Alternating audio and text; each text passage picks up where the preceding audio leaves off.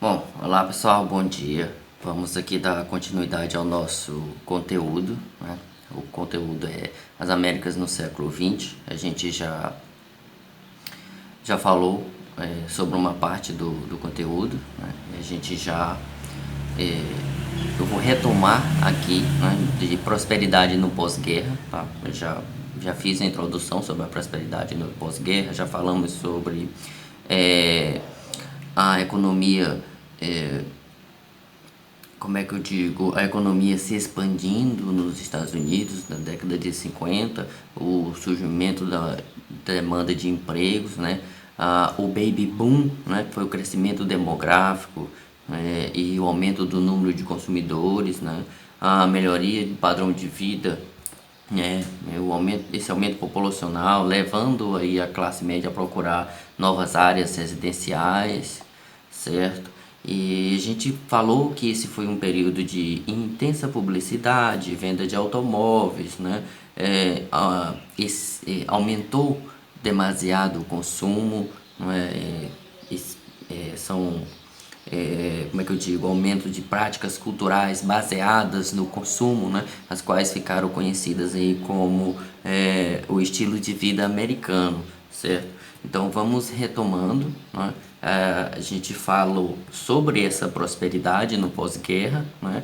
Mas aí, dando sequência, a gente tem que se perguntar, essa prosperidade propagada aí nesse período, ela atingia a população estadunidense como um todo, né? Para quem era essa prosperidade? Que prosperidade era essa então? Não é? Então, apesar dessa propagada prosperidade, a gente tem que entender o que a população ela convivia com a pobreza, não é?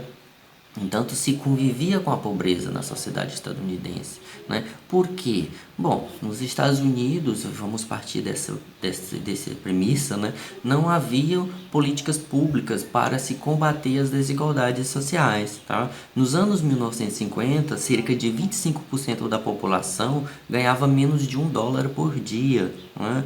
Então, dessa forma, quem era aquela parcela da população mais prejudicada, né, com esse cenário, né, eram os negros e hispânicos, né? Estes viviam em cortiços, alimentavam-se precariamente, né?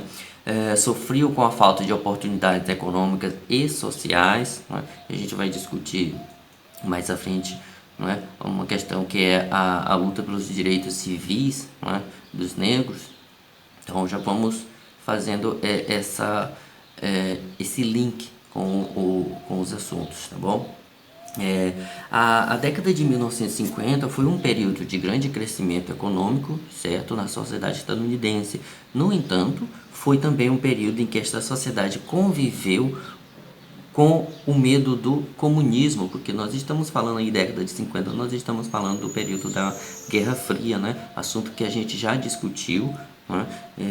E por que medo do comunismo, né? Porque tinha-se o medo, o temor de que o comunismo se alastrasse pelo mundo, né? Então você tinha aí o bloco capitalista tentando a todo custo barrar, fazer frente, frear o avanço do comunista pelo mundo, o avanço comunista pelo mundo. Tá? Na política externa, os Estados Unidos assumiram esse período que um papel protagonista na Guerra do Vietnã, né? E foram bilhões de dólares gastos neste conflito e milhares de jovens mortos ou mutilados, né? Em contraposição, nas ruas crescia um movimento pacifista, né? Os jovens passaram a exigir o fim da guerra, né? E aí, qual era o grande lema dessa juventude que buscava o fim da guerra, né? Faça amor, não faça a guerra. Então você tem aí o lema do movimento pacifista, né? Ao mesmo tempo, você tem também, em vários estados do sul, a segregação racial que imperava nos estados do sul, tá bom? Então, a população negra, ao mesmo tempo, ela sofria com racismo e não tinham seus direitos civis reconhecidos, né? É nesse contexto que, em 1954, a Suprema Corte, né, proíbe a segregação racial nas escolas, né? Aí surgem lideranças, Martin Luther King, né, liderando o movimento pela igualdade de direitos entre brancos e negros, né, recorrendo aos métodos da desobediência civil e da não violência que já haviam sido utilizados anteriormente por Gandhi na Índia, né, outra coisa que a gente já discutiu em aulas anteriores, né. Martin Luther King liderou a marcha sobre Washington, né, que foi uma das maiores manifestações dos negros estadunidenses na luta por igualdade, né. Os negros eles viviam à margem de direitos políticos, em situação de pobreza, eram vítimas também de violência policial e discriminados socialmente, tá? Então aí outra figura de destaque que surge na luta pelos direitos civis foi Malcolm X, né, que fundou a Organização para a Unidade Afro-Americana, né, e o objetivo dessa fundação era criar um estado para a população negra na América, né. Você tem também outros movimentos, né? Os Panteras Negras, né? Que era uma organização política de cunho socialista que tinha por objetivo inicial vigiar os bairros onde viviam os negros, né? Para evitar que estes sofressem agressões policiais e por parte de brancos racistas, né?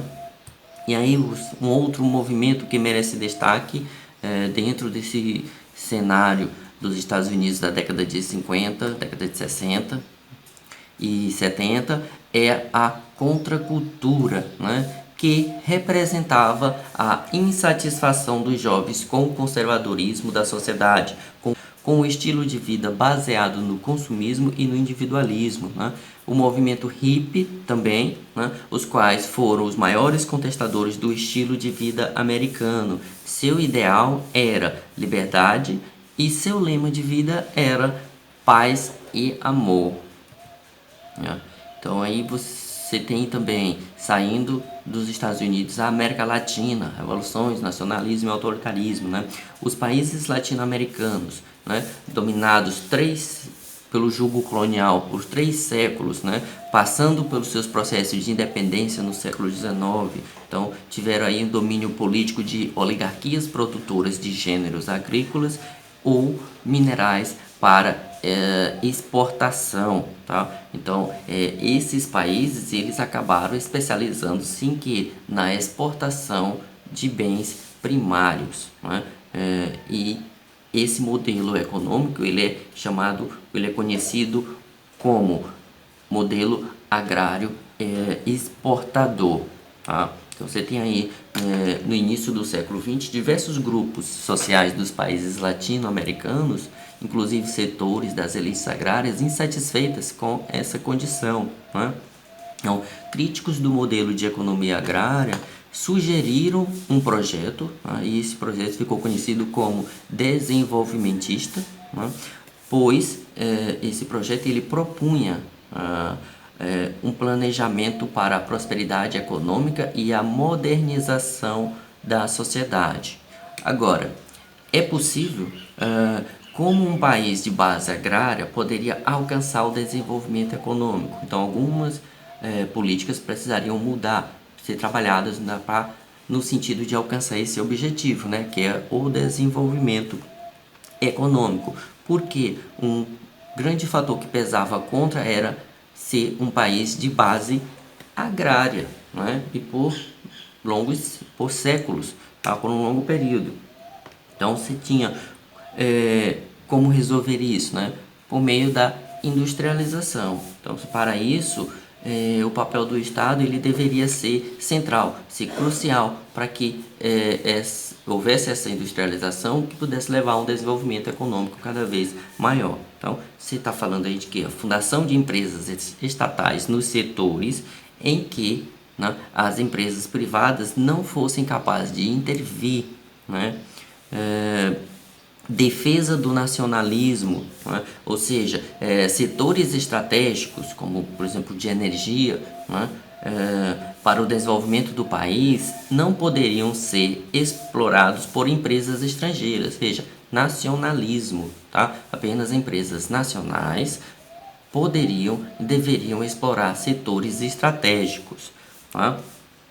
O Estado ele deveria também investir em educação, saúde, saneamento básico, leis trabalhistas, dentre outras garantias sociais, né? Então, você tem um projeto de desenvolvimento econômico nacionalista, estatista e desenvolvimentista, né? E esse projeto ele é chamado de nacional desenvolvimentismo.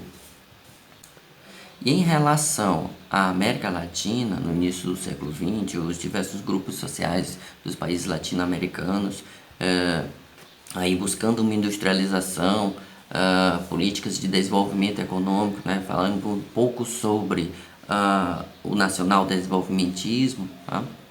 Foi uma contextualização sobre a América Latina no início do século XX. Em alguns casos particular, nós iremos falar na nossa aula online, né? Por exemplo do México, iremos falar Argentina, né? Cuba, Chile. A gente vai daqui a pouco entrar online e vamos discutir esses casos um a um. Então, assistam.